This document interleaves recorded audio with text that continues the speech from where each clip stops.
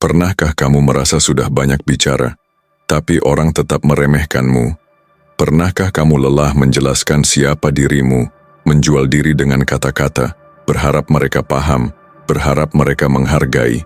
Nyatanya, semakin banyak kita bicara, semakin sering kita menjelaskan diri, semakin mudah orang menyepelekan. Orang yang benar-benar bernilai tidak banyak bersuara.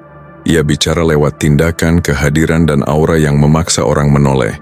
Mereka segan bukan karena kata-kata manis. Mereka hormat bukan karena janji. Mereka takjub karena kau berani membuktikan siapa dirimu tanpa perlu teriak. Video ini bukan sekadar daftar tips biasa. Ini adalah 7 cara ampuh dan diam-diam mematikan untuk membuat siapapun di sekitarmu sadar. Kamu bukan orang sembarangan. Kamu bukan orang yang bisa dipermainkan. Kamu bukan orang yang bisa disepelekan. Bayangkan, suatu hari kamu hadir di ruangan. Kamu tidak banyak omong tapi orang merasa gelisah. Mereka berhati-hati bicara di depanmu. Mereka merasakan wibawa yang tak perlu dipaksakan. Mereka memilih kata. Mereka menjaga sikap hanya karena satu hal.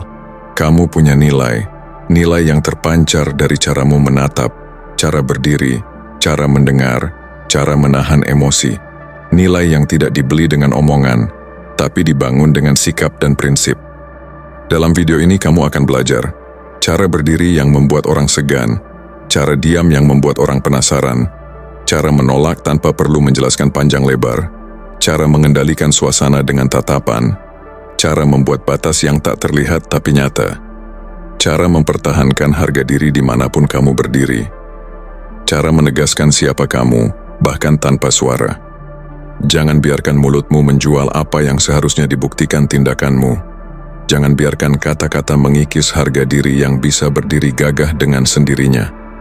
Karena orang yang benar-benar kuat tidak perlu berisik untuk diakui. Mereka hanya perlu menjadi, dan dunia akan bicara sendiri. Kalau kamu merasa hidupmu selama ini sering diremehkan, sering dianggap angin lalu, video ini untukmu. Tonton sampai habis, catat, pahami, praktekkan, biar orang lain paham. Kamu tak butuh basa-basi untuk membuat mereka segan. Jangan lupa subscribe, nyalakan loncengnya, dan bagikan video ini ke orang-orang yang kamu tahu. Diam-diam juga ingin dihargai tanpa harus banyak bicara. Kuatkan dirimu, buktikan dirimu, dan biarlah keheninganmu berbicara lantang.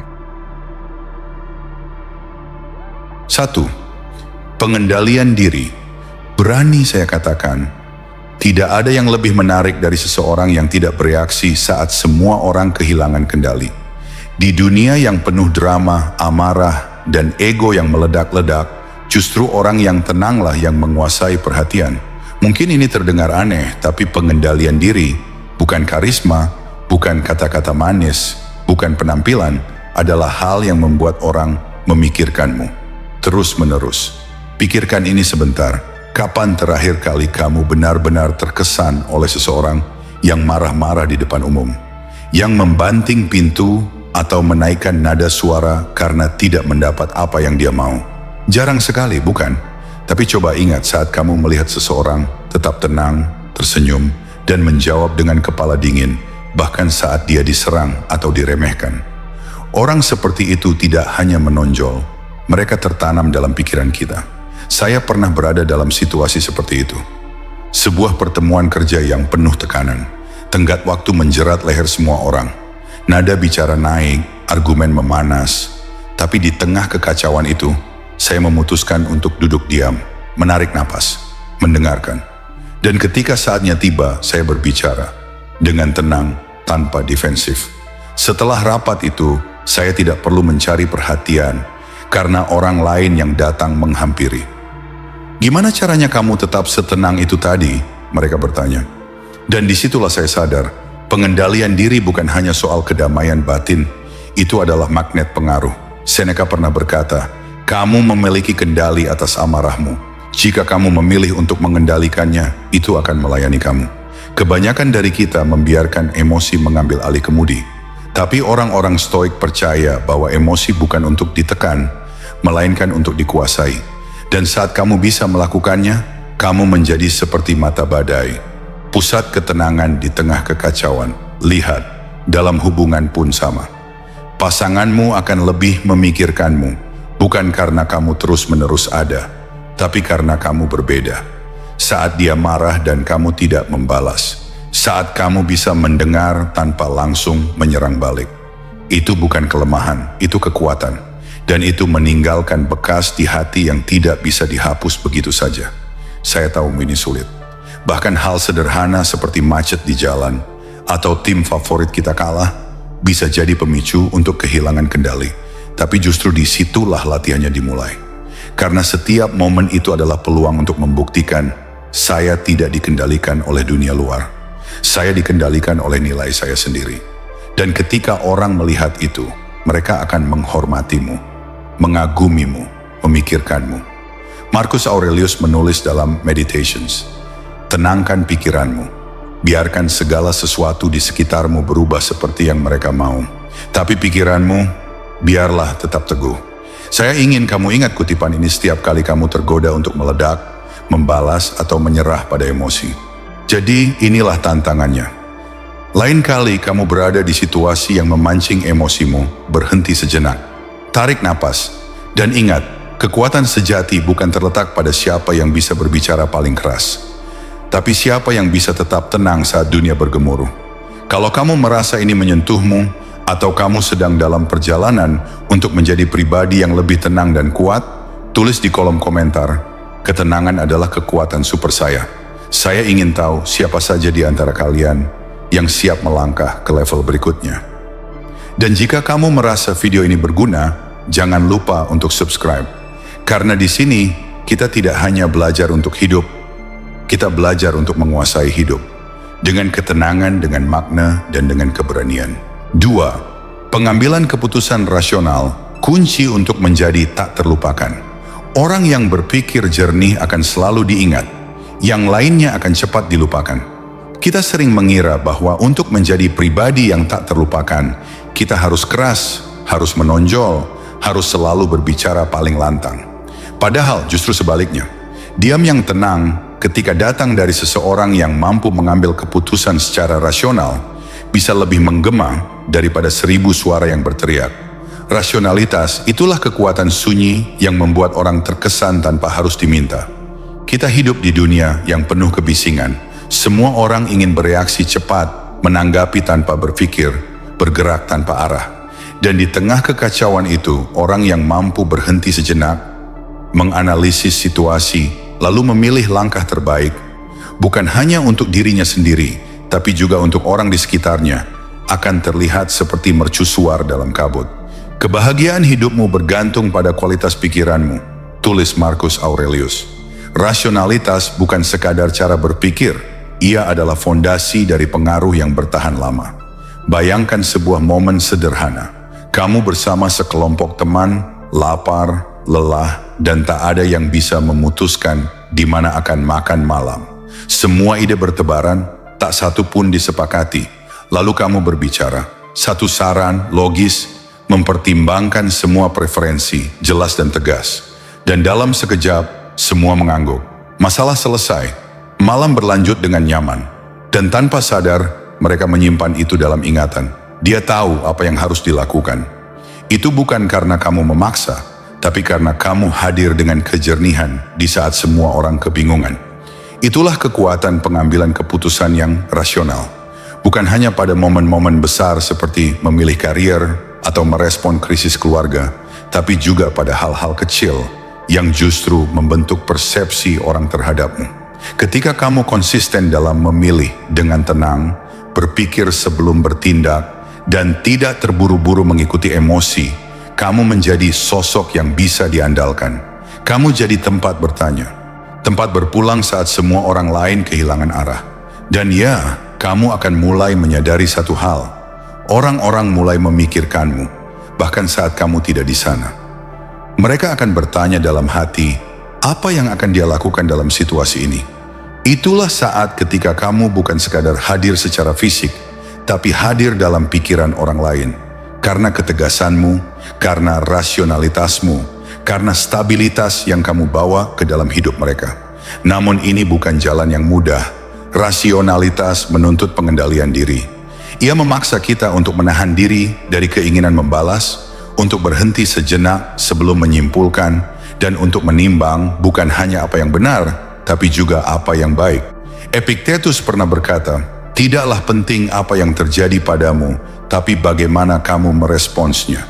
Dan dalam setiap responmu, kamu sedang menciptakan citra tentang siapa dirimu di mata orang lain." Jadi lain kali ketika kamu berada di persimpangan keputusan, apakah itu perdebatan kecil, rencana masa depan, atau sekadar memilih diam di tengah konflik, ingatlah dunia sedang mengamati. Bukan untuk menghakimi, tapi untuk belajar darimu. Bagaimana kamu memilih, itulah yang akan mereka ingat. Dan jika kamu merasa siap untuk mulai memimpin dengan pikiran yang jernih, dengan hati yang tenang, tulislah di komentar, "Saya memilih dengan bijaksana." Karena dunia tidak butuh lebih banyak orang yang cepat bereaksi. Dunia butuh lebih banyak orang yang mampu berpikir jernih dan menjadi terang bagi orang lain. 3. Ketahanan dalam kesulitan, kekuatan yang meninggalkan kesan abadi. Permata tidak akan pernah berkilau tanpa gesekan, begitu pula manusia tanpa ujian. Dalam dunia yang terus bergerak cepat, di mana kelemahan sering disembunyikan dan kegagalan ditutupi, ada satu kualitas yang justru membuatmu dikenang jauh lebih lama daripada keberhasilan instan: ketahanan. Bukan karena kamu tak pernah jatuh, tapi karena kamu memilih untuk bangkit setiap kali dunia mencoba menjatuhkanmu. Ketahanan bukan sekadar keterampilan bertahan, ia adalah bentuk keanggunan dalam menghadapi kesulitan yang tak bisa diajarkan, hanya bisa ditempa. Seneca, filsuf Stoik, merangkum esensi ini dengan gamblang. Permata tidak bisa dipoles tanpa gesekan, dan manusia tidak bisa disempurnakan tanpa cobaan. Artinya, bukan hidup yang lunak yang membentuk karakter luar biasa, tetapi tantangan. Dan orang yang mampu menavigasi masa-masa sulit dengan kepala tegak, dada terbuka, dan hati yang teguh, dialah yang akan dikenang. Bayangkan skenario ini, kamu kehilangan pekerjaan secara tiba-tiba, atau hubungan panjang yang kamu bangun hancur dalam semalam. Mungkin proyek besar yang kamu kerjakan selama berbulan-bulan gagal di detik terakhir. Kebanyakan orang akan larut dalam keterpurukan. Tapi kamu duduk diam sejenak, mengakui rasa sakit itu, lalu berdiri lagi, perlahan tapi pasti. Kamu tak menyangkal luka, tapi kamu juga tidak membiarkannya mendefinisikanmu. Ketahanan bukanlah kebal terhadap rasa sakit. Justru sebaliknya, itu adalah keberanian untuk menatap rasa sakit itu dengan tenang dan berkata, "Aku tetap akan melangkah." Dan inilah ironi yang indah. Saat orang melihatmu bangkit dari kegagalan atau krisis, mereka tidak melihat kelemahan, mereka melihat kekuatan. Ketika mereka mengenangmu, bukan pencapaianmu yang pertama kali terlintas, melainkan ketenanganmu dalam badai.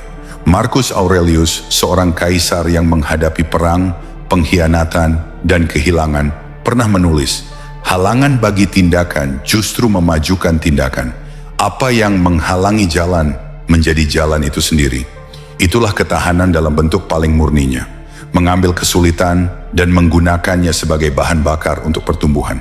Dan ketika kamu melakukan itu secara konsisten, kamu menjadi pribadi yang tak terlupakan, karena kamu memberi harapan tanpa perlu berbicara, cukup dengan menjadi. Orang akan mulai memperhatikan caramu menangani tekanan. Di tempat kerja, ketika timmu terjebak dalam krisis, dan semua mata mulai panik mencari arah, kamu menjadi jangkar, bukan karena kamu punya semua jawaban, tapi karena kamu hadir dengan ketenangan yang langka. Kamu mencari solusi, memimpin dengan ketegasan, dan tetap menjaga semangat tim agar tidak runtuh. Ketahananmu menjadi kompas moral dan emosional bagi orang lain. Lama setelah situasi itu berakhir, mereka akan mengingatmu, bukan hanya sebagai kolega atau teman, tetapi sebagai sosok yang membuat mereka merasa aman di saat dunia tampak rapuh. Dan dalam dunia yang penuh distraksi dan citra palsu, orang seperti itu tidak mudah dilupakan. Namun, ketahanan adalah jalan yang sunyi. Ia tidak selalu dipuji. Kadang justru diuji lebih dari sekali sebelum mendapatkan pengakuan. Tapi kamu tidak melakukannya untuk tepuk tangan. Kamu melakukannya karena kamu tahu siapa dirimu dan siapa kamu ingin menjadi. Dan itulah mengapa kamu akan terus bangkit. Karena itu bukan hanya pilihan, itu adalah jati dirimu. Jadi jika hari ini kamu sedang bergulat dengan tantangan, anggap itu sebagai ladang pengujian jiwamu. Terimalah tekanan itu, karena di dalamnya tersimpan kekuatan yang akan kamu butuhkan di masa depan. Ketika orang lain menyerah, kamu tetap berjalan. Ketika mereka tenggelam dalam rasa takut, kamu berdiri dalam keberanian. Dan jika kamu siap untuk menjadi pribadi yang tak terlupakan, bukan karena kamu sempurna, tetapi karena kamu tangguh, tulislah di komentar. Saya bangkit lebih kuat, karena dunia tidak membutuhkan lebih banyak pemenang instan. Dunia membutuhkan lebih banyak jiwa yang bertahan, belajar, dan tumbuh dari luka. Keempat, kehadiran yang penuh perhatian. Di dunia yang tergesa-gesa, orang yang hadir sepenuhnya adalah anomali. Dan justru karena itu, mereka tak terlupakan. Ironis, bukan? Kita hidup di zaman konektivitas instan, tapi justru kehadiran yang sejati menjadi barang langka. Jadi mari kita bicara tentang keterampilan keempat yang akan membuatmu menghuni benak mereka, bahkan saat kamu tidak lagi ada di ruangan itu. Kehadiran yang penuh perhatian. Sekilas, ini terdengar sederhana. Tapi izinkan aku bertanya padamu, kapan terakhir kali kamu benar-benar hadir bersama seseorang? Bukan sekadar berada di ruangan yang sama, bukan hanya mengangguk tanpa benar-benar mendengarkan, tapi hadir sepenuhnya, seutuhnya, tanpa distraksi, tanpa agenda tersembunyi. Marcus Aurelius pernah menulis, saat kamu bangun di pagi hari, pikirkan betapa berharganya hak istimewa untuk hidup, untuk bernapas, untuk berpikir, untuk menikmati, untuk mencintai. Dan tetap kita menyia-nyiakan sebagian besar dari itu dengan menatap layar atau terjebak dalam pusaran pikiran kita sendiri. Mari kita hadapi kenyataan. Tidak mudah menjadi hadir. Pikiran kita melompat ke masa lalu yang menyakitkan atau masa depan yang belum pasti. Kita tergoda untuk multitasking, seolah-olah kehadiran adalah kemewahan, bukan keharusan. Tapi disitulah letak paradoksnya. Semakin jarang kita hadir, semakin kuat pengaruh mereka yang bisa melakukannya. Mereka yang hadir sepenuhnya membawa energi yang berbeda. Mereka tidak hanya membuatmu merasa didengar, tetapi membuatmu merasa dilihat, dipahami, dan dihargai. Dan dalam dunia yang penuh distraksi, pengalaman seperti itu bukan hanya berkesan, tapi menyejukkan jiwa. Kamu mungkin berkata, tapi saya sibuk. Tentu, kita semua. Tapi bukankah justru karena itu kita harus memilih untuk hadir? Saat kamu mendengarkan dengan penuh perhatian, saat kamu meletakkan ponselmu dan benar-benar menatap mata seseorang, kamu sedang mengatakan tanpa kata-kata, saya bersamamu, saya peduli. Dan itu teman-temanku adalah bahasa cinta tertinggi dalam bentuknya yang paling halus. Tentu ada risiko. Kehadiran penuh perhatian membuka pintu bagi kedekatan. Dan dengan kedekatan datanglah kemungkinan terluka. Tapi stoikisme tidak menghindari rasa sakit. Ia mengajarkan kita untuk menatapnya dengan jujur. Hadir bukan berarti lemah, justru itu adalah bentuk kekuatan yang tenang, keberanian untuk melihat, mendengar, dan mencintai tanpa filter.